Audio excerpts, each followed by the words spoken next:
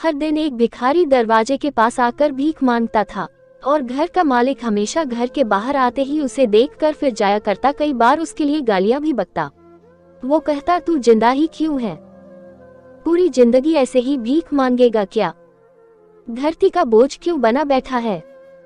और कभी कभी उस भिखारी को गुस्से में वह धक्का भी मार दिया करता। इतना कुछ हो जाने के बावजूद अधिकारी के मुंह से सिर्फ यही निकलता कि भगवान भगवान तुम्हारे पापों को माफ करे। एक बार सेठ को धंधे में बड़ा नुकसान होने की खबर मिली। सेठ बहुत परेशान था कि तभी उसके दरवाजे पर वही भिखारी आया। गुस्से में अपना आपा खोते हुए सेठ ने उस भिखारी को पत्थर दे मारा।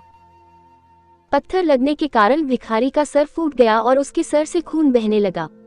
फिर भी दर्द से कराहते हुए भिखारी ने इतना ही कहा, भगवान तुम्हारे पापा को माफ करे। भिखारी वहां से चला गया। सेठ सोच में पड़ गए, भिखारी को पत्थर मारा फिर भी उसने सिर्फ प्रार्थना की। सेठ का गुस्सा शांत हुआ, शेर का मन शांत हुआ। भिखारी का रहस्य जानने के लिए सेठ ने भिखारी का पीछा करना शुरू कर दिया।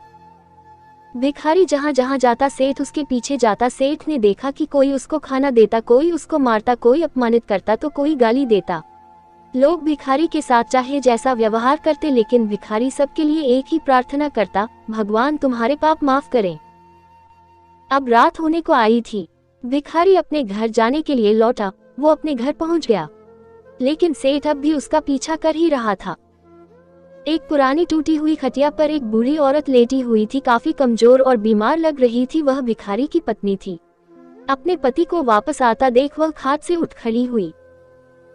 पत्नी ने अपने पति के भीख वाले कटोरे में देखा, उसमें सिर्फ आधी बासी रोटी थी। उसे देखकर वह बोली, आज बस इतना ही मिला।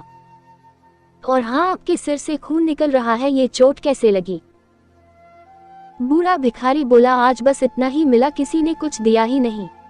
सब ने गालियां दी और एक नए पत्थर भी फेंकना, इसीलिए मेरा सर फट गया। एक गहरी ठंडी सांस लेकर बूढ़ा भिखारी फिर से बोला, यह मेरे ही पापों का फल है। तुम्हें याद है कुछ सालों पहले हम कितने अमीर थे? क्या कुछ नहीं था हमारे पास? हमारे पास हर चीज जरूरत से ज्यादा थी, लेकिन हमने कभी दान नहीं किया। और उससे भी बुरा हमने उस अंधे भिखारी के साथ किया जो हमारे द्वार पर भीख मांगने आया करता था। बूढ़ी पत्नी की आंखों में आंसू आ गए।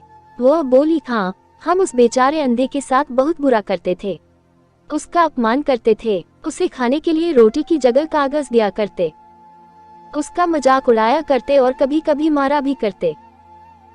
मैंने कभी उसको रास्ता नहीं दिखाए। एक बार मैंने उसके मुंह पर मिट्टी भी फेंकी थी और वह हमेशा दुखी होकर यही कहता कि भगवान तुम्हें तुम्हारे किए की सजा देगा, भगवान तुम्हारे पापों की सजा जरूर देगा।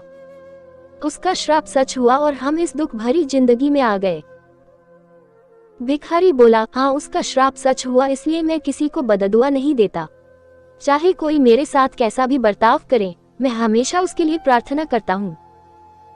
मैं नहीं चाहता कि कोई भी हमारे जैसे जिंदगी का अनुभव करे, किसी को भी हमारे जैसे दुखों का सामना करना पड़े। वो नहीं जानते कि वह कितना बड़ा पाप कर रहे हैं, इसलिए अनजाने में हुए पाप की ऐसी सजा किसी को भी मिले मैं नहीं चाहता। सेठ वहीं पर छुपकर यह सारी बातें सुन रहा था। अब उसे सब कुछ समझ में आ गया था। भिखारी और उसकी पत्नी ने वह आधी रोटी मिल बांट कर खाई और भगवान को धन्यवाद बोलकर सो गए। अगले दिन बड़ा भिखारी फिर से भीख मांगने गया। सेठ के घर के पास जाते हैं। सेठ ने पहले से गरम रोटियां उसके लिए निकाल कर रखी थी। उसे देते हुए सेठ विनम्रता से बोला, माफ कर दीजिए बाबा, उसे बहुत बड़ी गलती हो गई। बूढ़ा भिखारी बोला, भगवान तेरा भला करे। इतना कहकर वह आगे निकल गया। इस कहानी से जो सीख लेने लायक है वह बड़ी ही सिंपल है कि आदमी चाहे किसी के बारे में बुरा कहे या भला करे, लेकिन भगवान सिर्फ कर्म के हिसाब से उसको फल देता है। क्या हुआ अगर भगवान नहीं दिखता है, लेकिन ये बात बिल्कुल सच है, उसके खाते में सबका हिसाब बहुत बहुत पक्का होता है। इसलिए जब किसी के लिए कुछ भी करो तो अच्छा ही करो। दोस्तों, इस कहानी को शेयर करें अपने यार दोस्तों में, वीडियो को लाइक करें और चैनल को सब्सक्राइब करें। फिर मिलेंगे किसी ऐसी कहानी के साथ, तब तक के लिए अपना ख्याल रखिए। धन्यवाद, शुक्रिया।